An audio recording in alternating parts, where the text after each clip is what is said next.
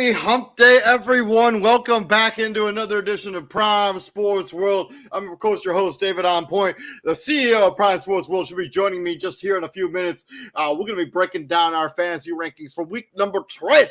Hopefully you all are doing well in your fantasy leagues. Hopefully you all have taken some of our advice and you're moving on with your fantasy leagues in a constructive manner. Just being frank with you, I have not had the best time at fantasy so far this year. It's been a little bit hard, a little bit of tough sledding there with a couple of my fantasy teams, but that's okay.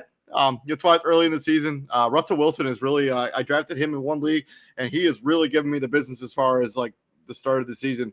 If anybody, hopefully nobody else is having Russell Wilson problems too, because he has been a nightmare to own so far this season. As I mentioned, I'm David Huppin right there, the CEO of Prime Sports World, Mr. Israel Rivera. And if you're looking for consistent content on Facebook, YouTube, Twitter, Twitch, you've come to the right place. We go live basically every single day, bringing the most up-to-date content. So continue checking us out. Please like, share, and subscribe. I've also shared the StreamYard link into all of our places, including the main Prime Sports World Facebook page. So if you want to join us to talk a little fantasy football, more than welcome to do so, man. Izzy, what's up, man? How are you, buddy? Doing good, man. Enjoyed the last hot day of the summer here in Chicago. Same here in Fort Wayne, Indiana, man. It's supposed to get in the 40s tonight, and then tomorrow it's supposed to be in the 30s at night. Yeah, man. So if you guys, if some of you guys didn't have any AC for the whole summer, you can. Thank the Lord. You don't have to worry about it anymore because it's all about over. So I kind of teased on our last podcast episode that I was talking about this fantasy football league that I'm in. So my fantasy football team is the one that I had with Russell Wilson, was the lowest scoring fantasy team of the entire league, and my team got straight up eliminated. So I no longer have a team in that league, and all my players got dropped and became free agents. It is the most cutthroat fantasy league I've ever played in. I've never heard of a fantasy league like that, where you have the lowest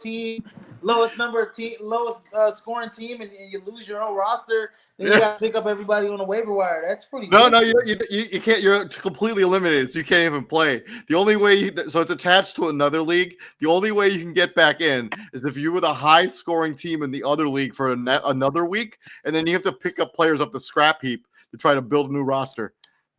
It is literally the most cutthroat fantasy league I've ever played in. Shout out to Rodney Madison. It's Rodney Madison's brainchild. It's kind of fun. It's kind of fun. That's crazy. Last week I didn't do so hot. I mean, I went 0-4 in all my fantasy leagues. So I hope everybody does better this week. Hopefully I do better this week. So Russell Wilson, man. Kirk Cousins and Russell Wilson, I'm not having a good time. They were my quarterbacks in a lot of leagues, and I'm having a bad time. The only league I won in last week was our league. And I'm 2-0 in that league, so who figures? Yeah, whatever.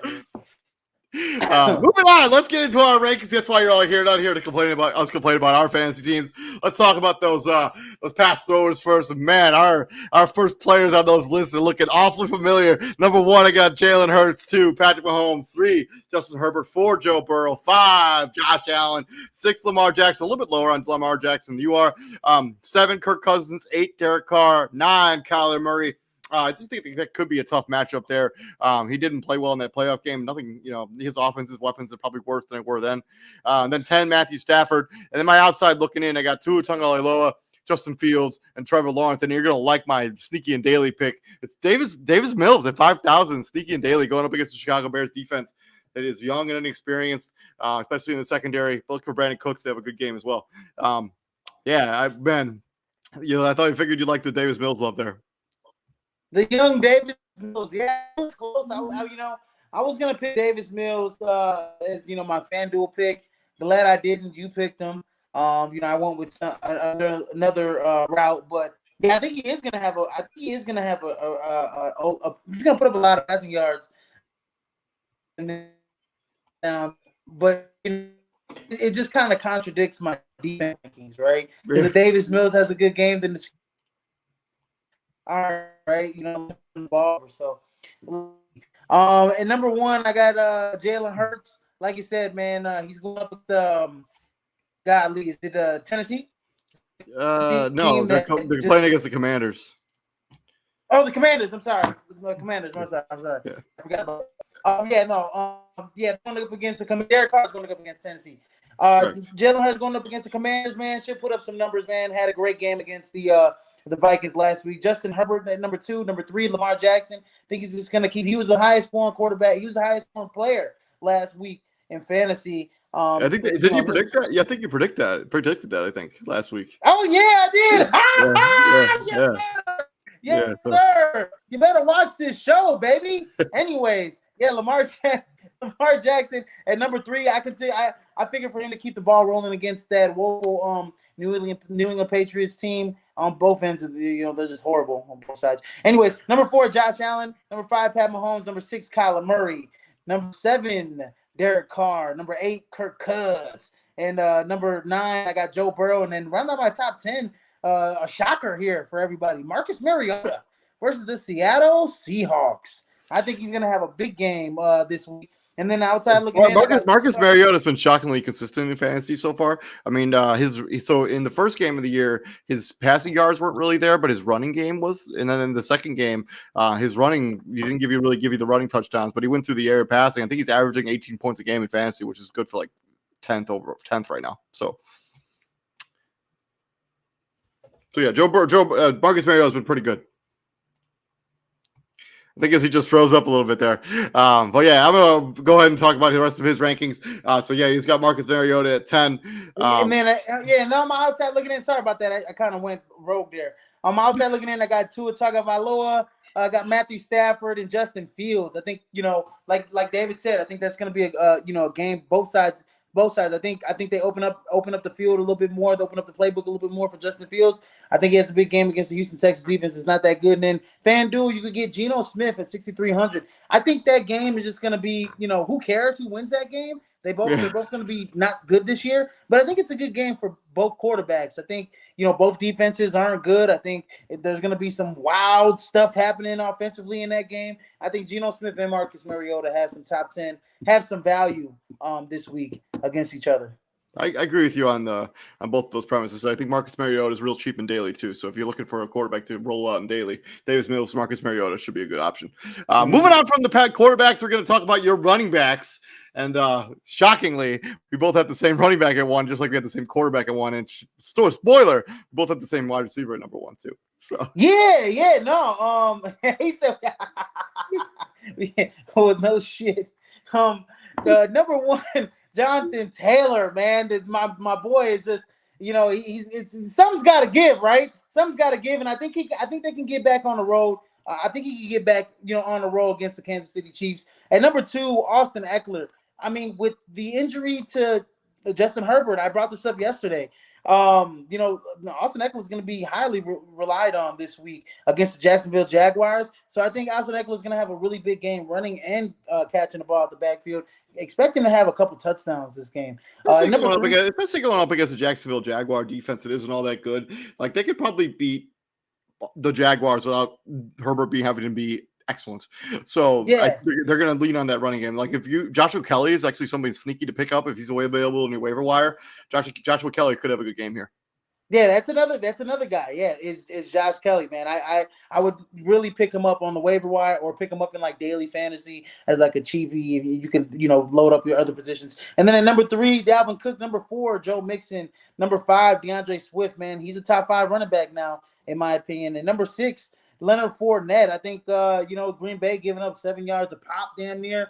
Leonard Fournette's gonna eat on that rush until they show me otherwise. Leonard Fournette's going to be in that top 7, top 8. I mean, any top flight running back that's not in some sort of timeshare should be in the top 10 if they're going against Green Bay right now. Yeah, no, absolutely. Green Bay has not shown any ability to be able to stop the run this season so far. And then at number 7, I got Saquon Barkley. Number 8, Nick Chubb. Number 9, David Montgomery going up against Houston. And then at number 10, Derrick Henry. I'm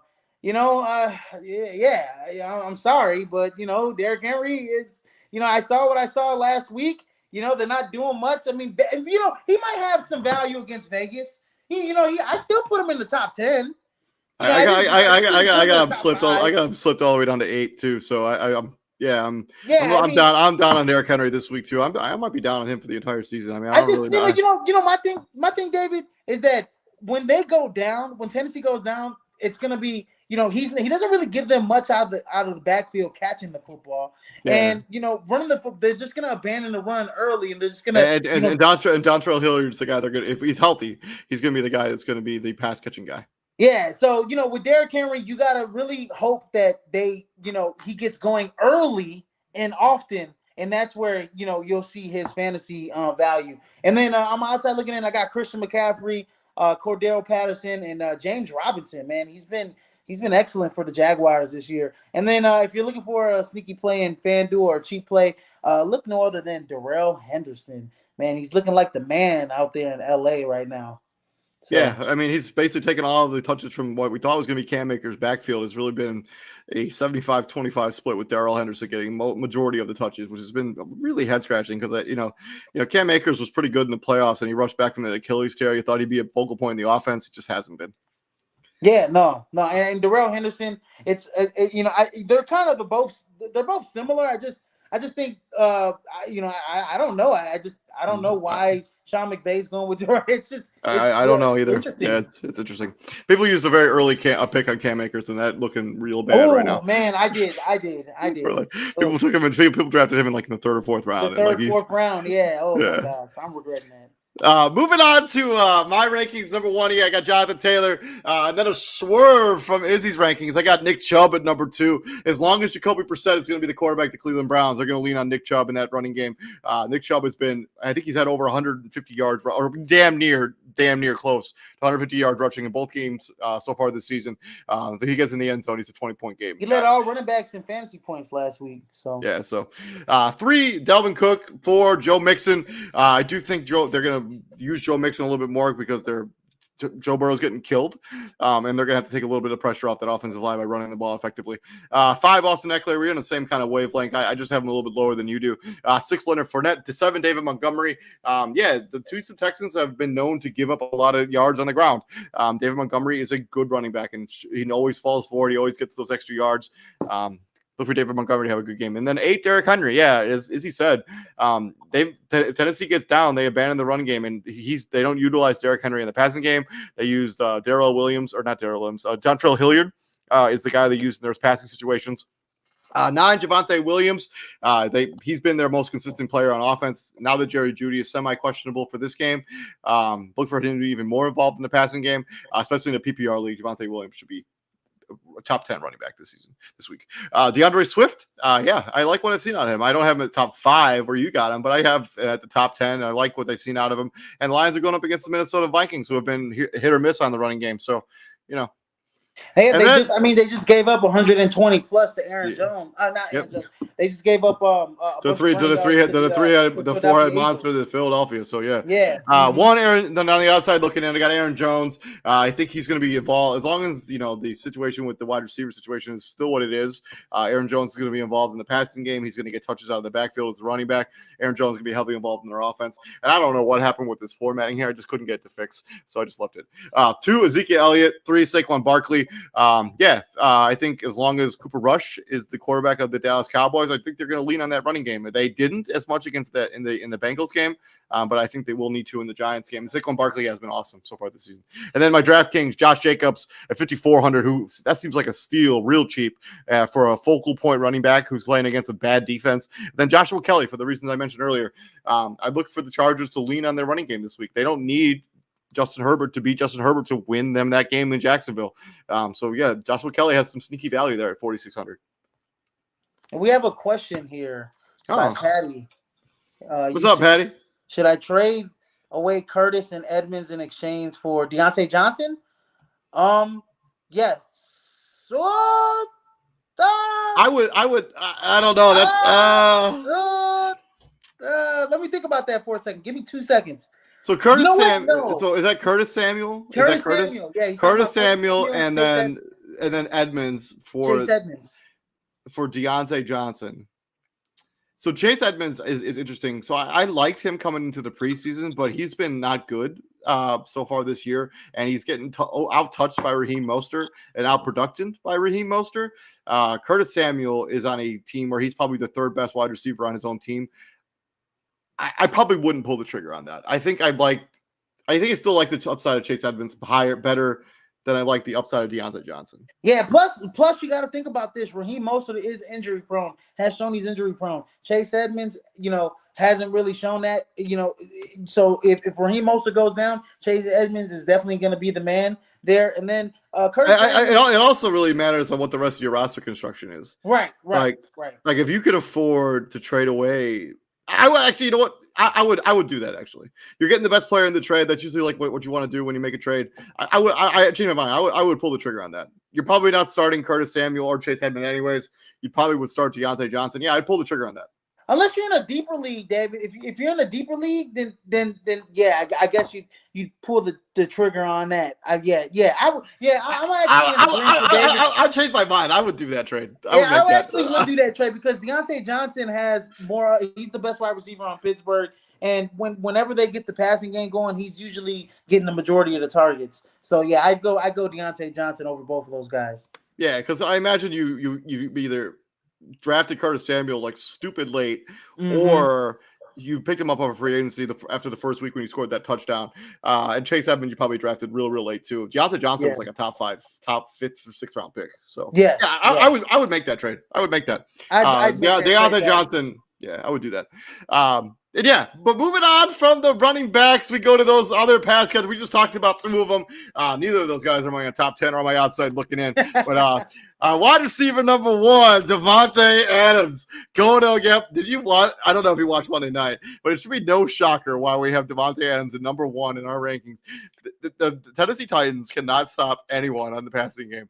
Stephon Diggs was just open forever. Like, he was just wide open. And then 2, Justin Jefferson. Look for him to have a bounce back game against Detroit. Don't really love the secondary there. Cooper Kupp. Oh, in a PPR league, he's always money. 4, Stephon Diggs. 5, A.J. Brown. 6, Deebo Samuel. These guys are going to be familiar names when it comes to our top 10. 7, Jamar Chase. 8, Mike Williams. I like what I see him. Keenan Allen has an opportunity to play here, but I do think there's a rapport there between Herbert and Mike Williams. 9, Tyreek Hill. Amon-Ra St. Brown breaking into the top 10 finally. The dude's been on a tear. So for the latter half of last season to the beginning of this season, 8 catches in the last 8 games, I think is the statistic. Amon-Ra St. Brown has been awesome. And then my outside looking in, I got Cortland Sutton. There's some question if Jerry Jeudy plays this week. He's questionable right now, so maybe he will play. 2, Michael Thomas, man, the guy has bounced back in a big way. He's got 3 touchdowns in 2 weeks. And then Brandon Cooks going up against the Chicago Bears, a young and inexperienced secondary. Look for Brandon Cooks to have a good game there for the Houston Texans. And then Garrett Wilson, 5,400 in daily, sneaky in daily. Garrett Wilson, 5,400, obviously the lead receiver there in New York. Then Greg Dortch, a name that people probably don't know. He leads the target shares for the Arizona Cardinals right now at 4,300 on daily. And he had a touchdown last week. And his target share is real nice for a guy who's only 4,300 in daily. That's, what's crazy, David, is that I was literally these 3 guys that are in our sneaky, in sneaks and daily. I literally was either going to choose Garrett Wilson, Greg Dortch or Chris Olave. And I was like, you know what? Let me go with Chris Olave because, man, he just had 13 targets last week. So I'm like, man, that could only just, go up from there. And James Winston look for him on the deep ball. If they're going deep, they're throwing to Chris Olave. All day long, man. At number 1, Davante Adams. Yeah, he's gonna have a good game against Tennessee. All for the reasons that David mentioned. Number 2, Cooper Kupp. Nobody there in Arizona to even guard anybody at all either. Cooper Kupp's always money in PPR.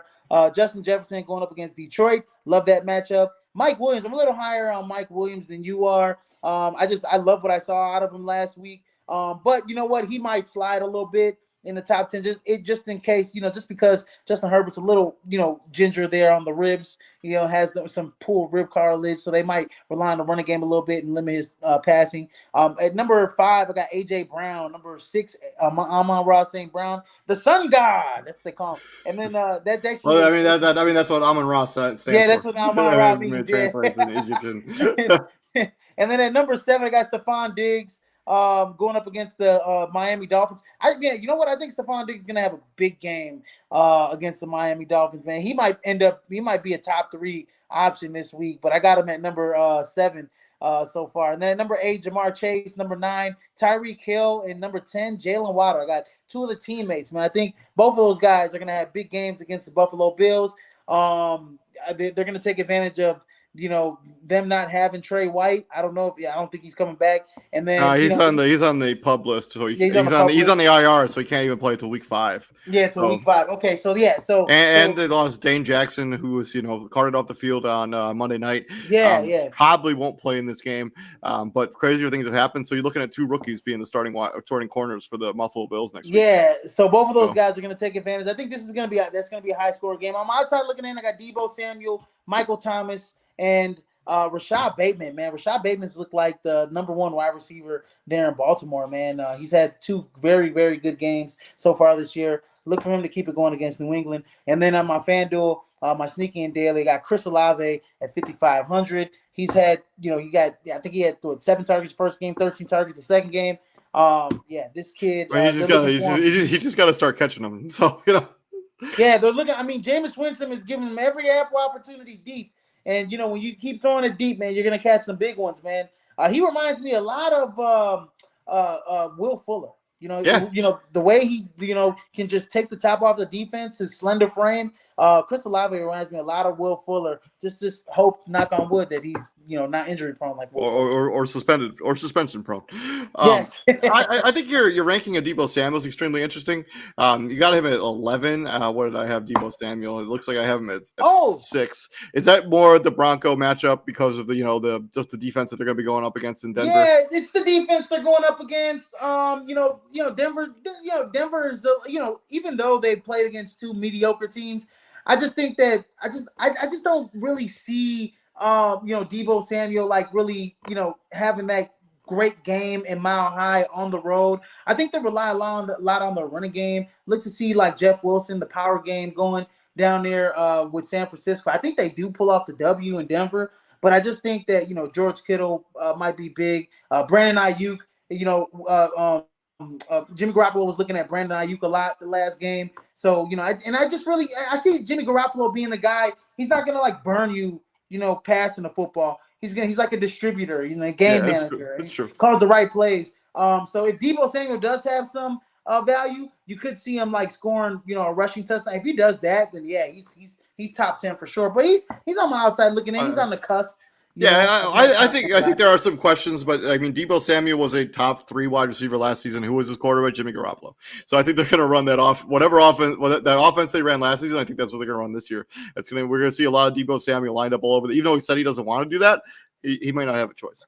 Moving on from wide receivers, we got the other pass catchers. We got their tight ends, and yeah, me and you on the same link again. That's 4 in a row. Go ahead with your rankings on tight ends.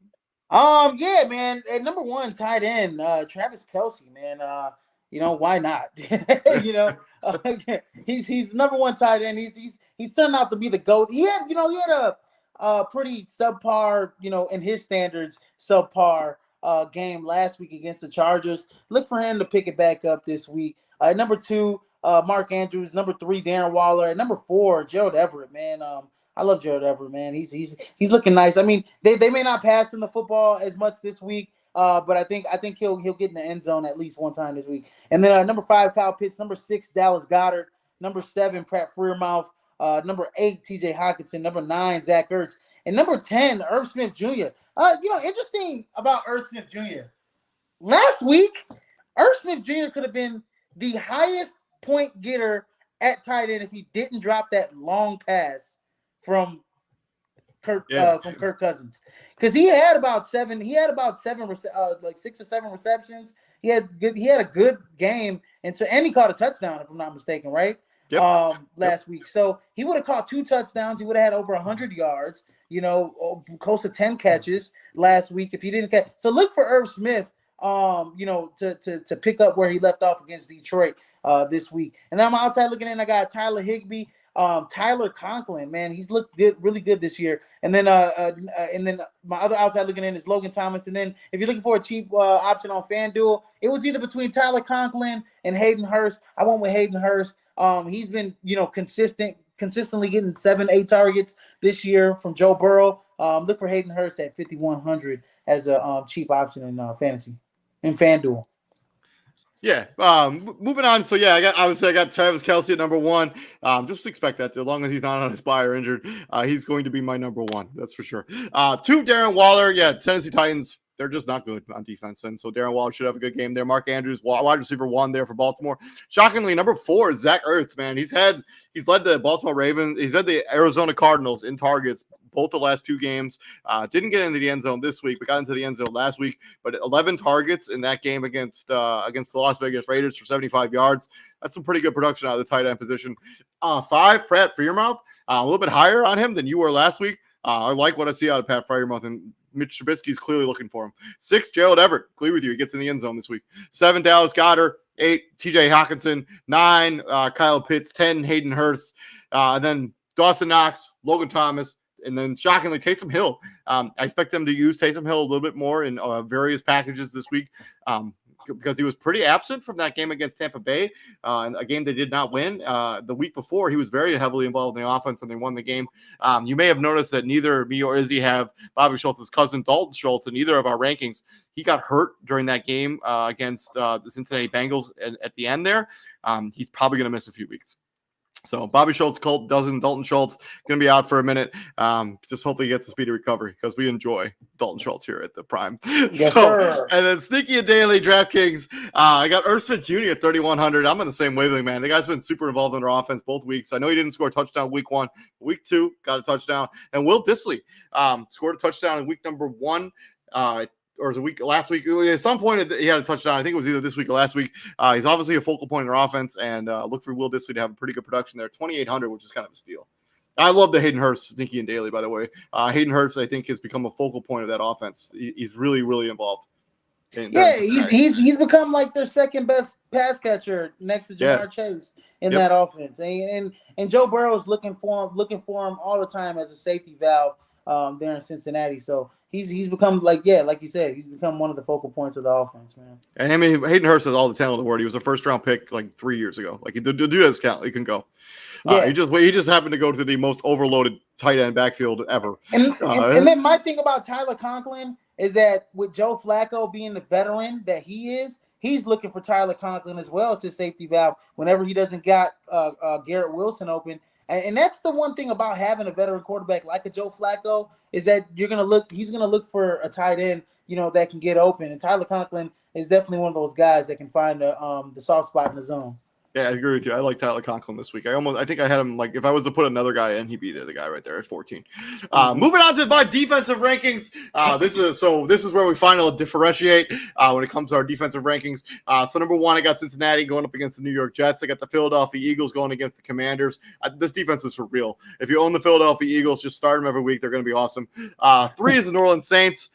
Look for them to bounce back in a big way, which was, they were still good last week. They just weren't as good as you'd expect them to be. 4, Cleveland Browns going against the Pittsburgh Steelers, and the 49ers going up against the Denver Broncos that really haven't found their footing on offense.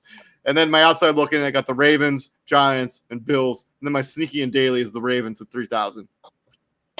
Yeah, no, man. I like the Eagles, man, as well. They're just on my outside looking in. I just think that we'll see. I take into accountability. I take into account that like Carson Wentz used to be their quarterback, and he's probably going to come in the game a little motivated, juiced up, not making as many mistakes. But I can't say that because on the other side, you got Darius Slay and you got James Bradbury, and you got a whole slew of guys that are playmakers for the Philadelphia Eagles. So man, we'll see. But yeah, I like Philadelphia. Man, Philadelphia is going to be tough. Defense. They're going to be tough to beat, like, period. This year, yeah. Yeah, this year, they might be a 12-13 win team this year. Anyways, my number 1 team is New Orleans going up against Carolina. Man, they were very stingy, very, very stingy defense against Tampa Bay until that scuffle broke down, and they kind of just like lost their focus or something. They let Brashad Perriman go on a fly route, go route down the seam. Down the sideline. So look for New Orleans to bounce back, get some pressure. Turn Baker Mayfield over this week. And then my number 2, Pittsburgh. I like Pittsburgh this week as well. Number 3, Buffalo. I know they're going against Miami. The offense, it might be a barn burner, but man, I said that the last 2 weeks, man. True. And Buffalo has just, Buffalo has just showed me, man, that they I said that the week 1 against LA, and they showed me against week 1 against LA, and then number 2, they go against Tennessee. We're thinking Derrick Henry's gonna have a good game, maybe, possibly. No, No. shut it down. And the defense looks phenomenal. It looks like the best defense in the league. So we'll see, man. If they get pressure on Tua and they force him into some real bad decisions, I don't see Buffalo giving up a lead like Baltimore did last week. And then number 4, I got Cincinnati. Number 5, I got San Francisco going up against. We're on the same wavelength there. Going up against Denver, and I'm outside looking in. I got Chicago going up against Houston. I think they'll. I think Chicago will get like interception, maybe a pick 6 on Davis Mills this week. Even though I think Davis Mills will have a lot of yards, I think they'll turn him over a couple times this week. And then I got the LA Chargers, and then the Philadelphia Eagles, like you had in your top 5. I got them just on the outside looking in. If you're looking for a cheap option in FanDuel, look no other than the Cincinnati Bengals this week going up against the New York Jets. Yeah, but all the sneaky options in daily, like you're probably gonna have to spend a little bit of change if you want to get a good defense this week. Like there's not a lot of great sneaky options. No, not at all. But that's been our week 3 fantasy football rankings, and then we will end this show the way we end every show. Who do you think is gonna be the number 1 scorer in fantasy this week? Number 1 scorer this week in fantasy is going to be Jalen Hurts. Jalen Hurts is going to be the number 1 scorer this week. But it might be, I brought it down to 3 people. Let's see if you name the other 2 people. Devontae Adams is going to be one for sure. The other guy, Devontae Adams, and then I think the other guy is probably. I think it might be Justin Jefferson. No, it's actually 3 quarterbacks. It's actually Jalen Hurts, Lamar Jackson again, and Josh Allen. Okay, I'm gonna go Devontae Adams with mine, who I think is gonna be the number 1 scorer in fantasy this week. We saw what Stephon Diggs was able to do against this Tennessee Titans defense. Yeah, I think Devontae Adams puts up a similar stat line. Maybe 3 touchdowns, 170 yards receiving. Book it for Devontae Adams. Yeah, absolutely. And Stephon Diggs had the most fantasy yards out of every wide receiver last week. So look for Devontae Adams to do the same. And he had 26 fantasy points. Yeah. Pretty much on average. This last week, Stephon Diggs, look for Devontae Adams to be in the 26 to 30 range this week, honestly. Yep. But yeah, this has been our fantasy football rankings. Thank you very much for checking us out. Hopefully, you guys have good luck in your leagues this week. Get those W's. I've been David Huppin right there as the CEO of Prime Sports World, Mr. Israel Rivera. And gentlemen, what we do here at the Prime, my friend? Well, it's just one gentleman, and we bring the heat, ladies and gentlemen. I don't have a damn pen today, but I slapped down the damn notepad. Let's go. Hell yeah. We will see you guys tomorrow where we will talk about Prime Sports World's games of the week. These are the games that we think you should pay close attention to because they could be the best of the weekend. I've been David Huppin, Israel Rivera. We'll see you guys tomorrow. Take it easy. Deuces.